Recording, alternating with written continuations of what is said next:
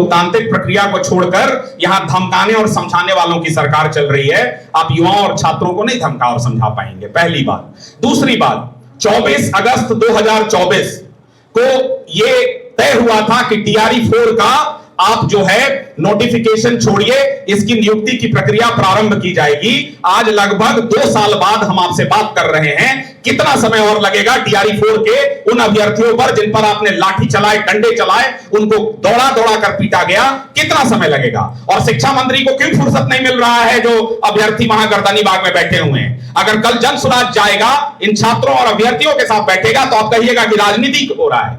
इसलिए हम लोग इसका राजनीतिकरण नहीं करना चाह रहे हैं। जब भी टीआरई 4 के अभ्यर्थी या बाकी के जो लोग जिनकी हम बात करने जा रहे हैं चाहेंगे जन सुराज पूरी मजबूती के साथ, चाहे वो टीआरई 4 हो, बीपीएससी के लोग हो, जो है लाइब्रेरियन हो, एईडीए हो, कंप्यूटर हो, पीटी शिक्षक हो, दारोगा, सिपाही, बीईटी, जितने अभ्यर्थी हैं, जन सुराज पूरी मजबूती से एक एक अभ्यर्थियों के पीछे खड़ा है। और जब जरूरत लगेगी इन संगठनों की कि जन सुराज की भूमिका उसमें हो, आप बताएं, हम लोग शामिल हो जाएंगे इस आंदोलन में, आप निश्चिंत रहिए।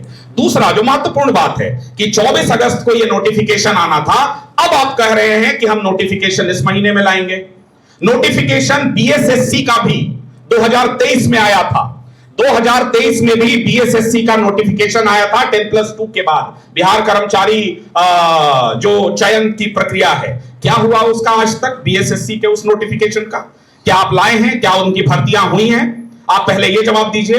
दूसरा, टीआरई 4 में जैसे टीआरई 1 में, 2 में, 3 में एकल परीक्षा हुआ, वैसे ही टीआरई 4 का भी सिर्फ एकल परीक्षा होना चाहिए। दूसरा, आपने जो अनुबंधित जो लोग हैं, जो कॉन्ट्रैक्ट पे लोग हैं, उनके लिए आपने एक वेटेज की प्रक्रिया का प्रारंभ किया है, जिसमें आपने कहा है कि हम लगभग 600 मार्क्स होता है, उसमें संविदा वेटेज ये लाएंगे।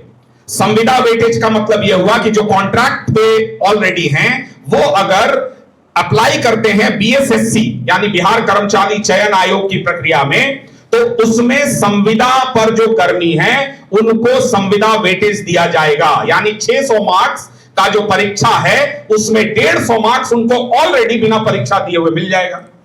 तो भैया हमको बताओ, संविदा वेटेज बाकी के प्रक्रियाओं में क्यों नहीं है? यूपीएससी में क्यों नहीं है? बीपीएससी में क्यों नहीं है? नीट में क्यों नहीं है? बाकी की परीक्षाओं में क्यों नहीं है? ये बताइए। और ये मांग छात्र उठा रहे हैं वहां गर्दनी बाग से ऑलरेडी। हम कोई नई बात नहीं कह रहे हैं, हम दोहरा रहे हैं कि आपके साथ खड़े हैं कि संविदा वेटेज पूरी तरीके से गलत है। 600 मार्क्स सबके लिए बराबर होना चाहिए। कॉन्ट्रैक्ट पर कोई है या नहीं है, 150 मार्क्स उनको नहीं मिल सकता है। यह पूरी तरीके से असंवैधानिक है, गलत है।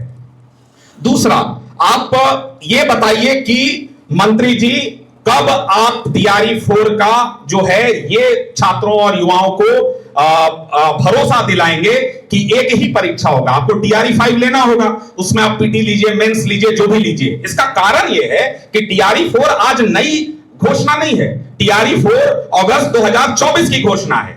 दूसरा, टीआरई 4 के कारण 2 साल जो हमारे अभ्यर्थियों का नुकसान हुआ है, इसकी भरपाई के लिए टीआरई 4 में उम्र की सीमा को भी आप 2 से 3 वर्ष बढ़ाइए। यह जन सुराज की मांग है।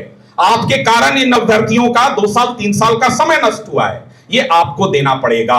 दूसरा, आप टीआरई 5 में आपको जो आगे करना होगा वो आप करिएगा। टीआरई 4 में पीटी और मेंस नहीं होगा, एकल परीक्षा होगा।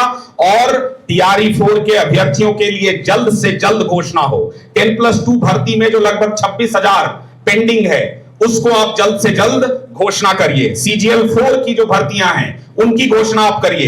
एएसओ में जो हजारों भर्तियां आपने रोक रखी हैं उसकी घोषणा करिए। बीएसओ, एसएसओ में जो सैकड़ों और हजारों भर्तियां हैं उसको करिए। Office assistant, computer teacher, PT teacher, आप सारे के सारे रोज सिर्फ कहानी है आपका। तो सरकार दोनों बातों का तत्काल निराकरण करे और हम सब छात्रों और युवाओं के साथ पूरी मजबूती के साथ खड़े हैं। आपका बहुत बहुत धन्यवाद।